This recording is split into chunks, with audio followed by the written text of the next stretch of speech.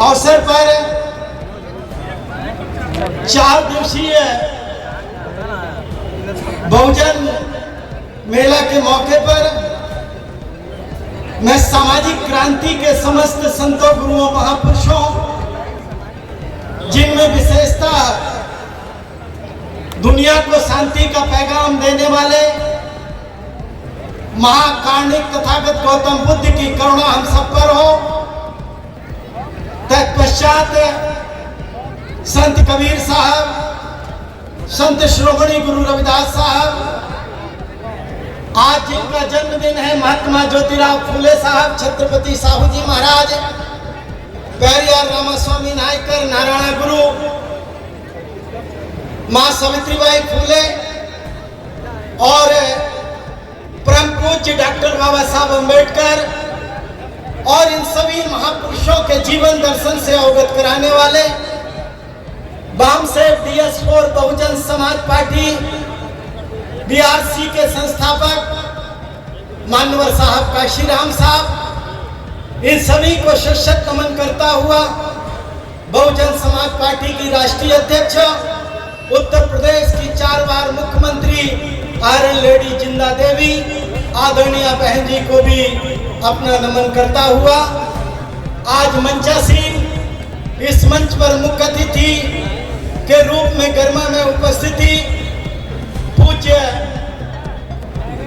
भिक्खू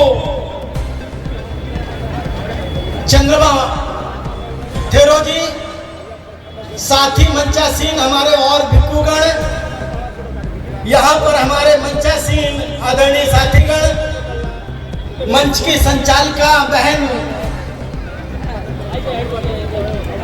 जी कामना जगन्नाथ जी, साथी मेरे आज इधर के आदरणीय साथी,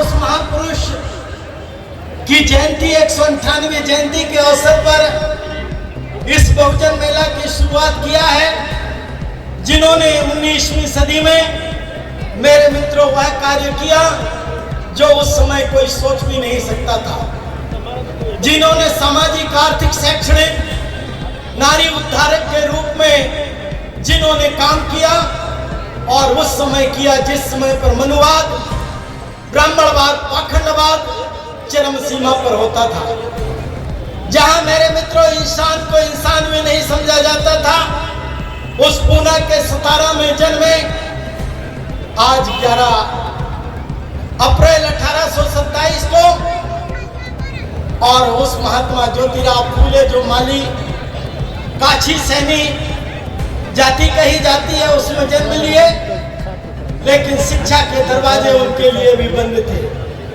क्योंकि वह भी शूद्र थे और शूद्र होने के बावजूद भी उस समय मेरे मित्रों तब तक अंग्रेजों का शासन स्थापित हो चुका था, क्योंकि भीमा कोरेगांव का युद्ध सब दुनिया में जाहिर है कि उस भीमा कोरेगांव के युद्ध के बाद इस पूना नगरी में भी अंग्रेजों का शासन स्थापित हो चुका था, इसलिए उनको भी शिक्षा का अवसर मिला और एक बंबई नेटिव एजुकेशन सोसाइटी में महात्मा ज्योतिराव फूले पढ़ने के लिए गए, लेकिन मेरे मित्रों वहां के जो संचालक थे कट्टर हिंदूवादी जगजी हटजी प्रभु जी, उनको जैसे ही पता चला कि काछी का बेटा, कुशवाहा का बेटा, माली का बेटा इस स्कूल में ये पढ़ रहा है, तो उनको मेरे मित्रों उनको निकलवा दिया गया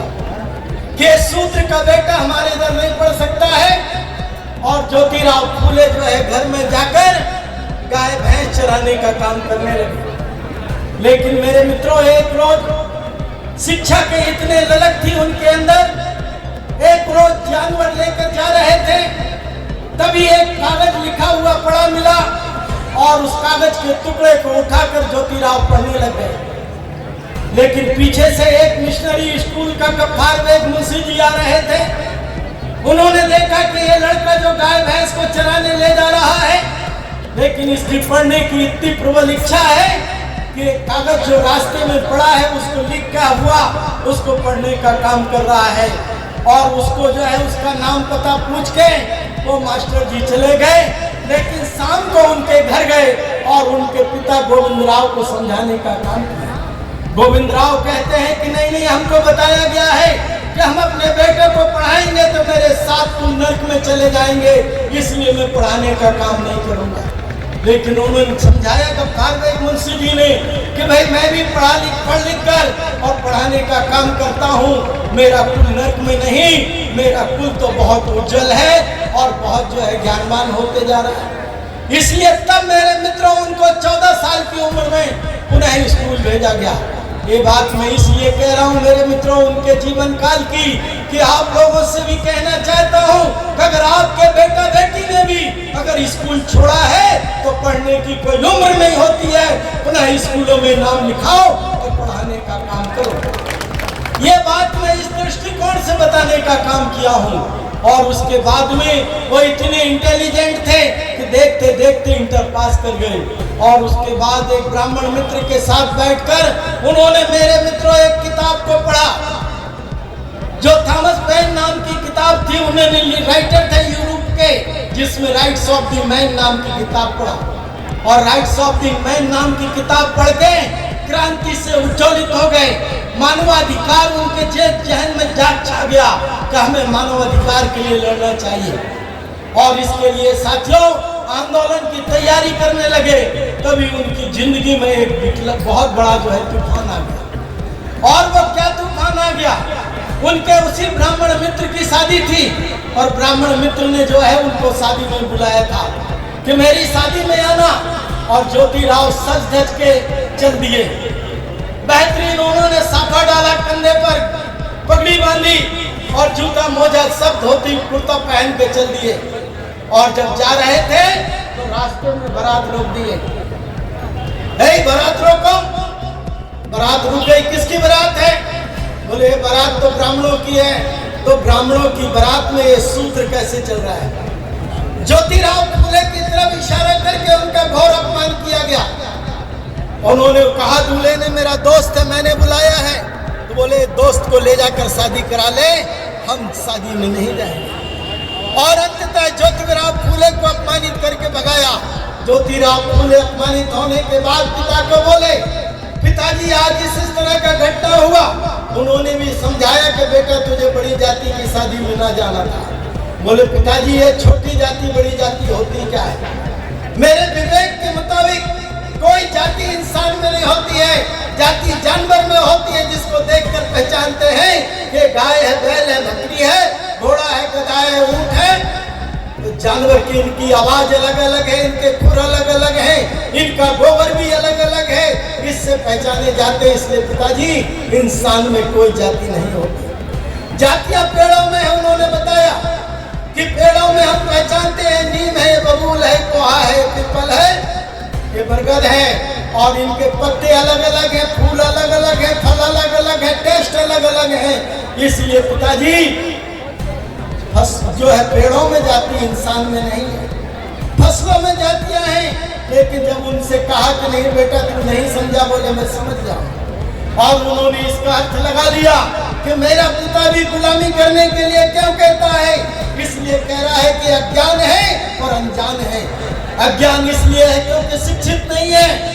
और दूसरा जो है इनको मान सम्मान इज्जत आबरू क्या होती है, शौईमान की जिंदगी क्या होती है, इसका पता नहीं है। इसलिए उन्होंने कहा कि अगर ये भाव मेरे अंदर उठा है तो इसलिए उठा है कि मैंने शिक्षा लिया है। शिक्षा के कारण मुझे मान सम्मान का ज्ञान है, मैं ज्ञानवान हो गया हूँ, मैं जानकार हो गया हूँ। इसलिए मैं अगर जो है तो मेरे पिताजी इसलिए मुझे गुलामी करने के लिए कह रहे हैं क्योंकि अज्ञान है और अनजान है।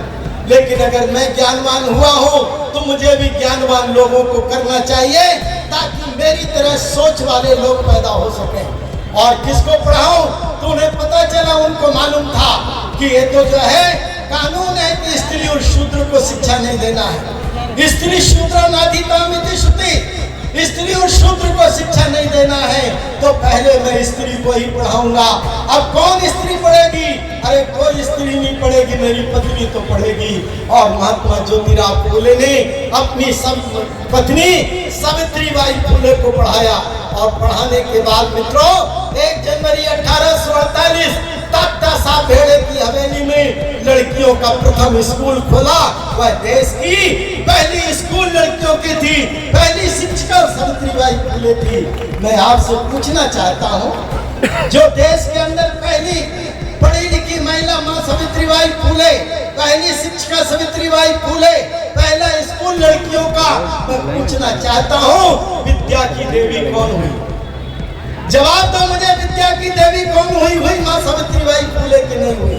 लेकिन मेरे मित्रों, तो माँ सावित्रीबाई फूले स्कूल में पढ़ाने लगी और उसके बाद उनके साथ जो जुल्म जाति अत्याचार हुआ, उनके ऊपर कीचड़ फेंका गया, गोबर फेंका गया, बच्चों की गंदगी फेंकी गई। लेकिन ज्योतिराव फूले ने यही समझाया, सावित्री जिस काम को हम कर रहे हैं इसकी कदर आज कोई नहीं करेगा, लेकिन आने वाला जमाना तुम्हारी पूजा करेगा। और आज अगर हम माँ सावित्रीबाई कहकर उन्हें सम्मान दे रहे हैं तो मेरे मित्रों आज उन्हें जो है आदर ही कर रहे हैं। और ये एक जगह नहीं, आज तो भारत देश के अंदर लाखों जगह हो रहा होगा। तो इसलिए मेरे मित्रों, इस शिक्षा के बारे में जितना कुछ कह सके, उन्होंने शिक्षा के कारण जो है लड़कियों का स्कूल खोला। और इसके बाद मैं आपसे कहना चाहता हूँ, ये शिक्षा के दरवाजे ऐसे आसानी से नहीं खोले। उसके बाद ये करने के बाद भी उनका मन नहीं भरा तो फिर उनके पिता को भड़काया कि तेरा बेटा और बहू, तेरा बेटा और पोतो ये धर्म का विरोध कर रहे हैं, इसलिए जो है इनको या तो मना कर दे या तो तू जो है घर से निकाल दे, नहीं तो तुझे बहिष्कार कर देंगे। और गोविंदराव फूले जो उनके पिता थे, उन्होंने उनको बुलाकर समझाया कि भाई ये पढ़ाई लिखाई करना बंद करो, ये धर्म का विरोध है। उन्होंने कहा पिताजी शिक्षा देना शिक्षा लेना धर्म का विरोध नहीं, इससे बड़ा धर्म कोई दूसरा हो नहीं सकता।